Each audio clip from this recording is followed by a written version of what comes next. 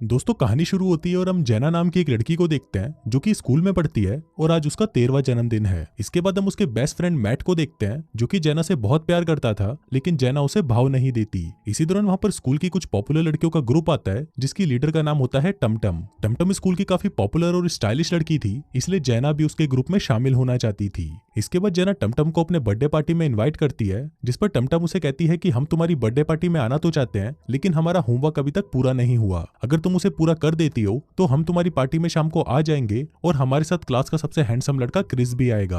अब यहाँ पर हमें पता चलता है कि जैना बहुत टाइम से क्रिस को पसंद करती थी, इसलिए वो उसे कहती है कि ठीक है, मैं तुम्हारा होमवर्क कर दूंगी, लेकिन तुम पार्टी में क्रिस को जरूर लेकर आना। इसके बाद जैना अपने घर पर पार्टी की तैयारी कर रही होती है। तभी वहां पर उसका दोस्त मैट आता है जो कि उसके लिए उसके जन्मदिन का गिफ्ट लेकर आया था। मैट ने उसके लिए 15 दिनों की कड़ी मेहनत करके एक पेपर हाउस बनाया था, जिसको देखकर जैना बहुत खुश होती है। इसके बाद मैट उसके ऊपर विशिंग डस्ट डालता है और कहता है कि इससे तुम्हारी सारी इच्छाएं पूरी हो जाएंगी। तभी वहां पर टमटम और उसकी बाकी लड़कियों का ग्रुप भी आ जाता है जो कि अपने साथ क्रिस और कुछ हैंडसम लड़कों को भी लेकर आई थी।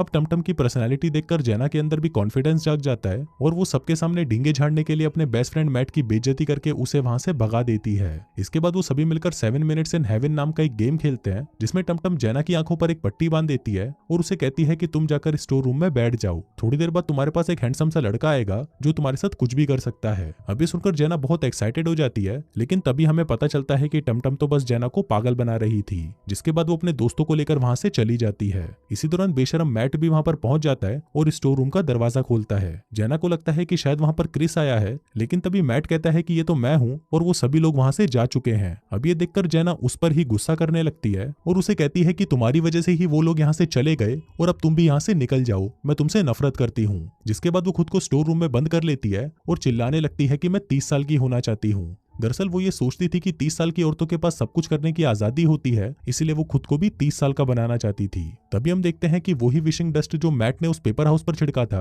वो जैना के ऊपर गिरने लगता है और उसकी ये विश पूरी हो जाती है। फिर अगले सीन में हम देखते हैं कि जब जैना की आंख खुलती है तो वो खुद को एक फ्लैट में पाती है। वो अपने मॉम डैड को आवाज लगाती है, लेकिन वहां पर कोई नहीं होता। तभी वो अपने आप को शीशे में देखती है और बहुत ज्यादा घबरा जाती है। इसके बाद जब वो अपने नाम के कुछ लेटर्स को देखती है तो उसे पता चलता है कि ये तो उसका घर है। अब जैना को कुछ भी समझ नहीं आ रहा था कि उसके साथ ये क्या हो रहा है और 13 साल से लेकर अब तक उसके साथ क्या हुआ उसे कुछ भी याद नहीं था। तभी उसके बाथरूम से एक आदमी नहाकर बाहर आता है जो कि उसका बॉयफ्रेंड था, लेकिन दुर्गति उसको वहां पर नंगा देखकर डर जाती है और उससे घबराकर नीचे भाग जाती है। तभी उसे वहां पर एक लड़की मिलती है जो उसे जल्दी से कार में बैठने को कहती है। जैना कहती है कि मैं क्यों बैठूं तुम्हारी कार में, लेकिन तभी खिड़की पर उसका बॉयफ्रेंड आता है और उसे अपने पास बुलाने लगता है। अब ये देखकर जैना घबरा जाती है और उस लड़की की कार में बैठकर वहां से निकल जाती है। फिर कार में बातों के दौरान जैना को पता चलता है कि वो एक मैगजीन में काम करती है जहाँ पर वो एक सीनियर एडिटर है और जो लड़की उसके सामने बैठी है वो उसकी असिस्टेंट है। इसके बाद वो अपने ऑफिस पहुंचती है जहां पर उसका बॉस कहता है कि हमारी मैगजीन की हालत बहुत ज्यादा खराब है और हम दूसरी मैगजीन से बहुत पीछे चल रहे हैं, क्योंकि हमारी टीम में एक गद्दार है जो हमारे सारे सीक्रेट्स उनको दे रहा है, इसलिए हमें जल्दी से जल्दी कुछ करना होगा, नहीं तो हम बर्बाद हो जाएंगे।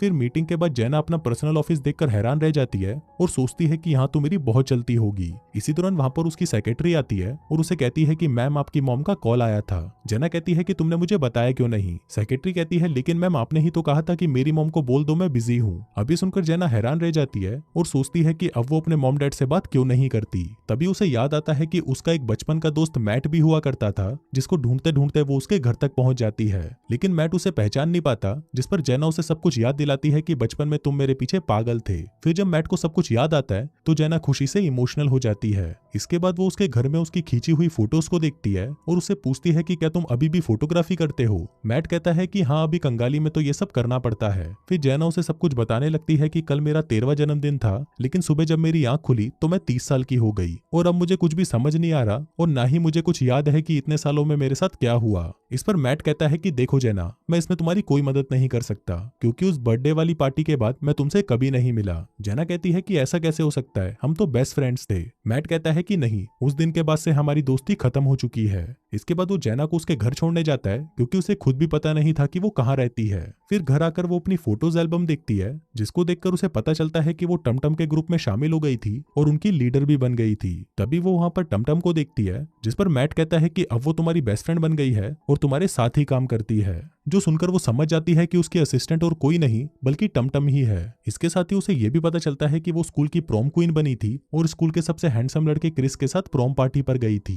तभी उसे एक कॉल आती है जहां पर उसे पता चलता है कि आज शाम को उसे एक पार्टी में जाना है, जिसको सुनकर वो बहुत खुश होती है क्योंकि उसने अपने जीवन में वो सब कुछ पा लिया था जो वो चाहती थी। फिर जाने से पहले वो मैट से पूछती है कि क्या तुम मेरे साथ पार्टी में चलोगे, जिस पर वो कहता है कि अगर मुझे टाइम मिला तो मैं जरूर आऊंगा। इसके बाद जब वो तैयार होने बैठती है तो वो अपने महंगे महंगे कपड़ों और जूतों के कलेक्शन को देखकर पागल हो जाती है। इसके बाद वो तैयार होकर पार्टी में पहुंचती है। तभी वहां पर उनका बॉस आता है और उनको कहता है कि अब तुम लोगों को ही इस पार्टी को धमाकेदार बनाना है, नहीं तो हमारी कंपनी बर्बाद हो जाएगी। तभी जैना पार्टी को इंटरेस्टिंग बनाने के लिए डीजे वाले बाबू को अपने पुराने जमाने वाले गाने चलाने को कहती है और फिर पागलों की तरह अकेले ही डांस करने लगती है। तभी वो वहां पर मैट को देखती है और उसे भी जबरदस्ती स्टेज पर आने को कहती है। अब उन दोनों को डांस करता हुआ देख बाकी लोगों का भी डांस करने का मन करने लगता है, तो वो सभी लोग उनके साथ धमाकेदार डांस करते हैं। फिर अगले दिन जैना अपने लिए बहुत सारी शॉपिंग करती है क्योंकि उसे पता चल गया था कि उसकी सैलरी बहुत ज्यादा है। इसके बाद जब वो टमटम के साथ एक बार में होती है तभी टमटम उसे कहती है कि तुम्हारे पीछे एक हैंडसम सा लड़का खड़ा है जो काफी देर से तुमको घूर रहा है।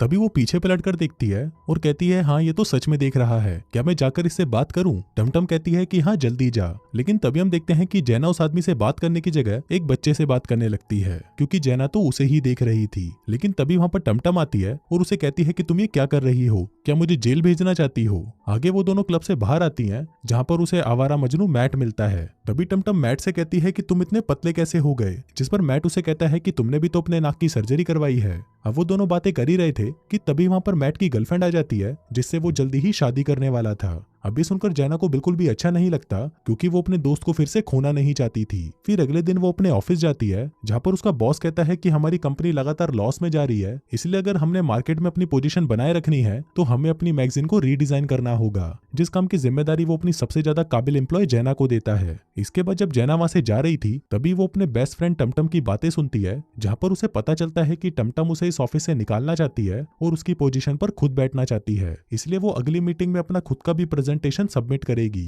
अभी सुनकर जैना समझ जाती है कि ये टमटम बचपन से लेकर अब तक गद्दार ही है। इसके बाद जैना मैट से मिलती है और उससे पूछती है कि तुम शादी कब कर रहे हो? वो कहता है कि 2 हफ्तों में। जैना कहती है अच्छा हमारे बीच ऐसा क्या हो गया था जो हम दोस्त नहीं रहे? मैट बताता है कि उस पार्टी वाली रात तुम मुझ पर ही गुस्सा करने लगी, जिसके बाद तुमने वो पेपर हाउस मेरे ही मुंह पर मारकर तोड़ दिया जिसको मैंने बहुत ही मुश्किल से बनाया था, और वो ही वो आखिरी दिन था जब हम दोनों के बीच में बात हुई थी। अभी सुनकर जैना को बहुत बुरा लगता है और वो उससे अपनी गलतियों की माफी मांगती है। आगे उसको अपने मॉम डैड की याद आ रही थी तो वो सीधा उनके घर पहुंच जाती है और उसी स्टोर रूम में बैठकर रोने लगती है। तभी वहां पर उसका बाप आता है जिसको देखते ही वो उसे गले लगाकर रोने लगती है। फिर रात को वो उन दोनों के साथ ही सोती है, जिसके अगले दिन वो अपनी मॉम से अपनी हरकतों के लिए माफी मांगती है। इसके बाद वो वापस अपने घर लौट आती है और आते ही वो मैट को हायर कर लेती है क्योंकि उसे मैगजीन को रीडिजाइन करना था। आगे मैट अपना काम शुरू कर देता है जहां पर वो अलग अलग जगहों की फोटोज क्लिक करता है। दरअसल वो इन फोटोज से सभी को अपने अपने स्कूल लाइफ की याद दिलाना चाहते थे।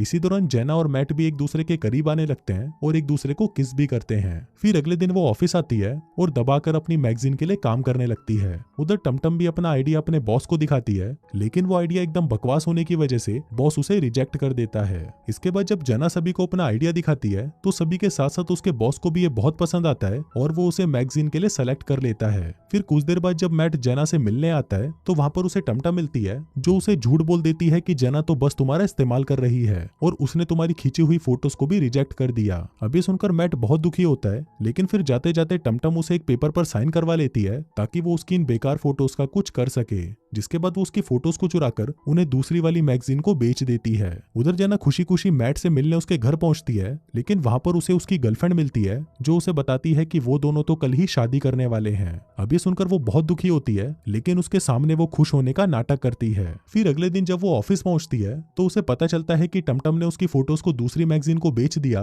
और अब वो उस मैगजीन की सीनियर एडिटर बन चुकी है। अभी सुनकर जैना टमटम के पास जाती है जो कि अपना सामान पैक करके वहां से जा रही थी। जैना उसे कहती है कि तुमने ये क्या किया, अपनी ही कंपनी को बर्बाद कर दिया। टमटम कहती है अच्छा मैंने किया तो फिर ये क्या है? मुझे पता चला है कि इस कंपनी की गद्दार तो तुम हो जो दूसरी मैगजीन को हमारे आइडियाज बेचा करती थी। अब ये देखकर जेना चौंक जाती है और सोचती है कि वो तो कभी भी ऐसी नहीं थी। फिर वो निराश होकर अपने ऑफिस से बाहर आती है, जहाँ पर उसे पता चलता है कि आज तो मैट की शादी होने वाली है। इसके बाद वो जल्दी से उसके घर पर जाती है और उसे कहती है कि मुझे नहीं पता कि टमटम ने तुमसे क्या कहा, पर उसने जो भी कहा वो सब कुछ झूठ था। मैट कहता है कि हाँ मुझे पता है, क्योंकि मुझे टमटम पर विश्वास नहीं। जेना कहती है कि देखो मैट, मैं वैसी लड़की नहीं हूँ जैसा तुम मुझे सोच रहे हो, जो बोलकर वो रोने लगती है। तभी मैट उसे वो पेपर हाउस दिखाता है जिसको उसने अभी तक अपने पास संभाल कर रखा हुआ था। अब उसे देखकर जेना उससे पूछती है कि क्या मैं इसे रख सकती हूँ, जिस पर मैट कहता है कि हाँ रख लो, लेकिन फिर से तुम इसे मेरे मुंह पर मत मारना। अब यहाँ पर मैट भी जेना से प्यार करने लगा था, लेकिन अब बहुत देर हो चुकी थी, क्योंकि थोड़ी ही देर बाद उसकी शादी होने वाली थी। अब ये सुनकर जेना रोने लगती है और उसे आई लव यू बोलकर वहां से चली जाती है। फिर वो अकेले ही नीचे बैठकर सोच रही होती है कि अगर उसने वो विश नहीं मांगी होती और उस दिन मैट से झगड़ा नहीं किया होता, तो आज मैट से शादी उसकी हो रही होती। इसी दौरान हम देखते हैं कि वही विशिंग डस्ट जो उस पेपर हाउस पर होती है वो उड़कर जेना के ऊपर आ जाती है, जिससे पलक झपकते ही जेना वापस 13 साल की हो जाती है। फिर जब मैट स्टोर रूम का दरवाजा खोलता है, तभी जेना उस पर टूट पड़ती है और उसे किस करने लगती है। तभी सीन कुछ साल आगे शिफ्ट होता है, जहां पर जब वो दोनों 30 साल के हो जाते हैं तो वो आपस में शादी कर लेते हैं। और इसी के साथ ही ये कहानी यहीं खत्म हो जाती है।